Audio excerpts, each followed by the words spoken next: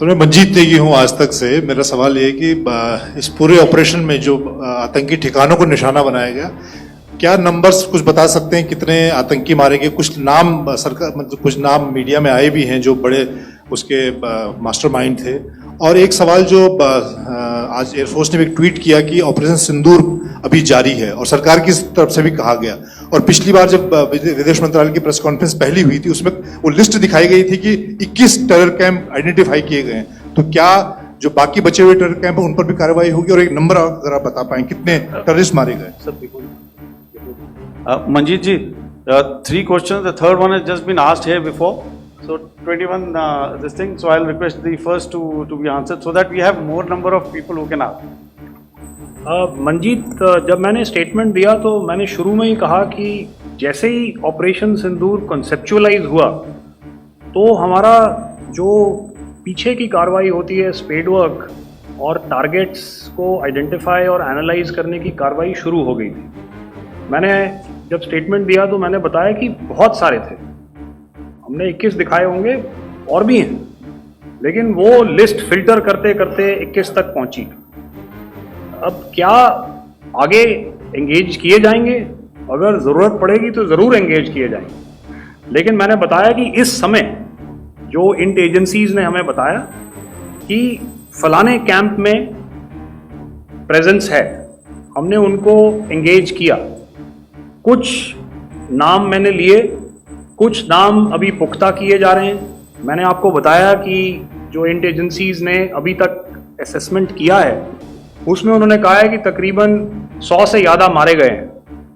और एक आज आपने तस्वीर भी देखी कि काफ़ी प्रोमिनेंट जो फ्यूनरल था, काफ़ी प्रोमिनेंट एक जो हस्ती हैं वो ऑर्गेनाइज कर रहे थे, और उस फ्यूनरल में और कौन कौन लोग अटेंड कर रहे थे वो तो आपने देखा ही। तो आप लोग सब समझदार हैं और मुझे ये कहने की ज़रूरत नहीं है कि इन लोगों को कहाँ से सपोर्ट मिल रहा है।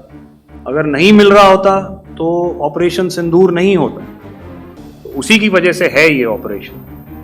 तो मेरे ख्याल से मैंने आपके सारे सवालों का जवाब दे दिया है। Ma'am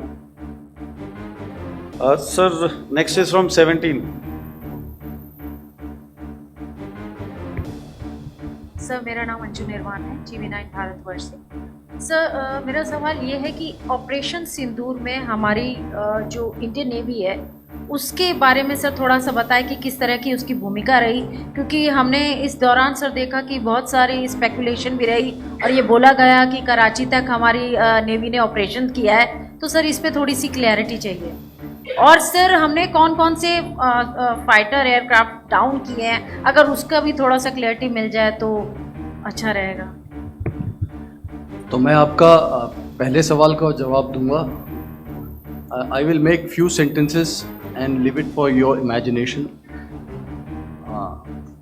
first of all, as I mentioned, we have quantitative and qualitative edge to deliver a massive blow to our adversary, and we completely dominate the maritime front. Indian Navy's action is part of the escalation ladder mechanism which we have worked out amongst 3 services. This time, if Pakistan dare take any action, and Pakistan knows it, what we are going to do. That's all. आपके सवाल का जवाब मैं पहले दे चुका हूं। आपके सवाल का जवाब मैं पहले दे चुका हूं, इसलिए मैं बस उस तक ही सीमित रखूंगा और इतना कहना चाहूंगा कि आने वाले दिनों में आपको खुद ही पता चल जाएगा, और ऐसी बातें छुपी नहीं रहती हैं, तो पता चल जाएगा। So at this time we just let it be. Okay, ladies and gentlemen, we have 1 or 2 more questions, sir. So, please, they are going to be outside. You can speak to them there also. 104.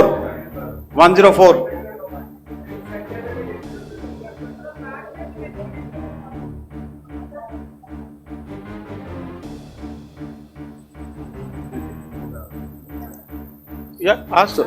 Sir, Dinakar with the Hindu newspaper. Are you surprised that you got this question? No, sir. Priscilla.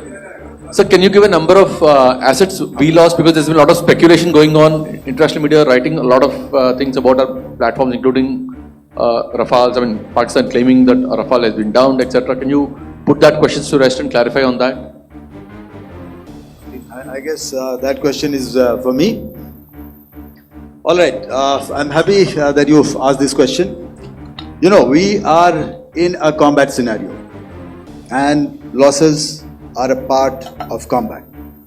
The question that you must ask us, okay, and indeed that we must ask ourselves, you inclusive, is have we achieved our objectives?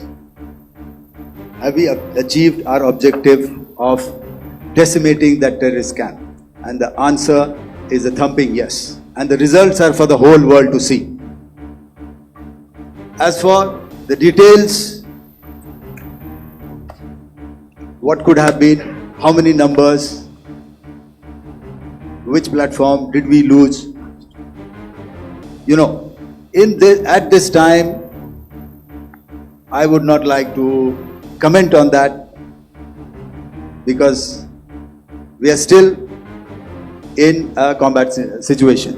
And if I comment on anything, it will only be advantage adversary. So we don't want to give him any advantage at this stage. All I can say is that we have achieved our objectives that we selected, and all our pilots are back home. Thank you. Okay, hold, please don't, please be civil here. So we'll have 220 now. Hello sir, this is Anita Chaudhary sir from Swadesh newspaper. मेरा सवाल है, क्योंकि ये हमारे जो पहले जो action रहा वो आतंकवाद के खिलाफ रहा, तो आतंकवाद में अजहर मसूद की तरफ से एक बयान जारी किया गया था जिसमें उन्होंने कहा कि हम इसका बदला लेंगे और जार जार रुलाएंगे। तो क्या अगला, अगर खुदा न खास्ता अगला टेरर अटैक किसी भी तरह का होता है, तो क्या उसे एक्ट ऑफ वॉर में हमारी तरफ से लिया जाएगा और उसका क्या माकूल जवाब दिया जा सकता है? मेरा इसमें सिर्फ एक ही जवाब है आपके लिए कि हमने अपनी कार्रवाई करी। हमने उसके बाद मैंने अपने स्टेटमेंट में भी बताया कि ये कम्युनिकेट करने की कोशिश करी कि हमने इस तरीके से ये जो स्ट्राइक्स हैं वो क्यों की। लेकिन जो हमारा एडवर्सरी है उसने जैसे मुनासिब समझा वो कार्रवाई करी। तो आपने देखा कि ये जो एक्टिविटीज़ चल रही हैं 3-4 दिन से, ये कोई वॉर से कम नहीं है। नॉर्मल सर्कमस्टांसेस में एक दूसरे देश की एयर फोर्सेस हवा में नहीं उड़ती हैं और एक दूसरे के ऊपर स्ट्राइक्स नहीं करती हैं। हर रात इंट्रूजन्स नहीं होते हैं। लाइन ऑफ कंट्रोल पर सीज फायर वायोलेशंस, आपके एक साथी ने सवाल पूछा था शुरू में, एक सीज फायर अंडरस्टैंडिंग था, वो भी जा चुका है। उस सीज फायर अंडरस्टैंडिंग के जाते जो फायरिंग हो रही है लाइन ऑफ कंट्रोल में, उसमें घुसपैठ की कोशिश हो रही है। आमतौर पर ये घुसपैठ लाइन ऑफ कंट्रोल में टेररिस्ट करते हैं, लेकिन हमें इंफॉर्मेशन है कि हो सकता है ये पाकिस्तान आर्मी की टोलियां भी हों जो हमारे पोस्ट के ऊपर खामी पहुंचाने की कोशिश कर रही हैं। तो ये सारी एक्टिविटीज़ तो वॉर में शामिल हैं। तो ये कहना मुश्किल है कि आगे क्या होगा, वो स्पेक्यूलेटिव जोन में आ जाता है और मैं स्पेक्यूलेट नहीं करना चाहता हूँ। हर एक सिचुएशन अलग होती है और उससे एक तरीके से डील किया जाता है। मैं एक सवाल इसका मैं जवाब देना चाहता हूँ, 1 मिनट। जो मिलिट्री होता है, our main job is to prevent war and maintain peace and stability. So it is not that our response is a graded response. That means अगर किसी ने किया तो उसको graded उसमें किया, जैसे terrorist action हुआ तो what we did is a terrorist action and we destroyed all the terrorist camps. उसके बाद आपने देखा कि उनने थोड़ा सा कोशिश किया तो हमारे एयरफोर्स एंड आर्मी ने क्या किया, तो मिलिट्री टारगेट्स हैं उनके ऊपर थोड़ा। So our aim is to maintain peace and tell our adversary that you do this and the response will be bloody. Okay, now as per the, please, we'll have 166 and 25 and after that no more please.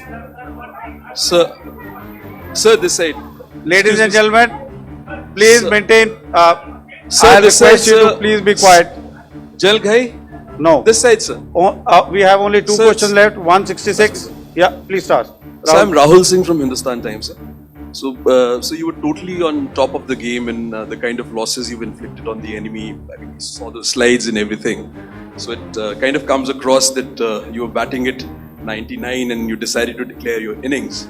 What are your thoughts on that, sir? And do you think, are you weighing the option of the Pakistan army using this time, buying this time of the so-called ceasefire or the understanding? And you talked about how they could not be trusted.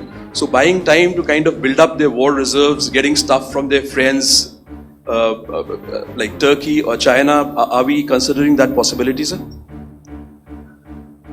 Look, see, the call came from the Pakistani side to speak about cessation of hostilities. What pauses mean during such conflicts is known to everybody. You know, I don't want to go into the pros and cons of how preparation for war is made. You know, that is a process in itself. But I think my senior colleague here, the DG Air Operations, spoke, or he alluded at least, you know, to what this operation was precisely and specifically meant for. And I think that's something that we achieved, you know, right at the outset. Had we had the option not to go further, we probably wouldn't have. But we've been compelled to be in this situation. And as you've seen, the armed forces of India, and you know, you've got the three Director Generals sitting here, we are always prepared to face any eventuality. And like I said, that's for the sovereignty, the territorial integrity, and the safety of our citizens. So whatever has to be done will be done. You know, I am not so concerned about what Pakistan will do in this time. I am only concerned about what we will do. We have a roadmap and a plan, and we will follow it diligently, and we will follow it to the T. You know, that's the contention.